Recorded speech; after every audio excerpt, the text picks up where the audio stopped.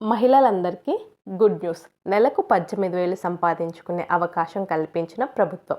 Hello all, welcome to guide for you channel. Andhra Pradesh రాష్ట్ర వ్యాప్తంగా నిరుద్యోగ మహిళలకు ఒక అదిరిపోయే శుభవార్త.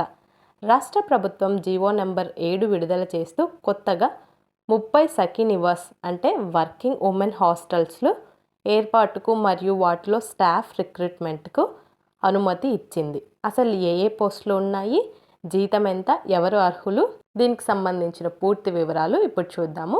ఎక్కడ స్కిప్ చేయకుండా చూడండి.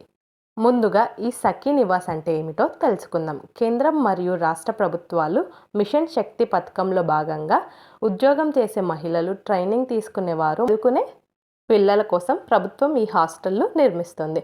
ఒక్కో హాస్టల్లో 30 మంది ఉండొచ్చు. అంతేకాదు మహిళల పిల్లల కోసం ఇక్కడే ప్రత్యేకంగా ఒక శిక్షణ కేంద్రం అనేది ఏర్పాటు చేయబోతున్నారు.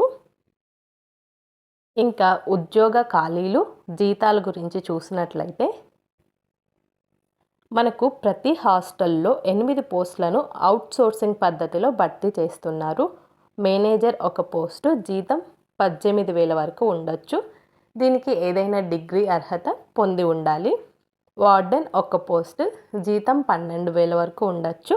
డిగ్రీ లేదంటే ఏదైనా మేనేజ్మెంట్ రిలేటెడ్ అర్హత కలిగి ఉండాలి.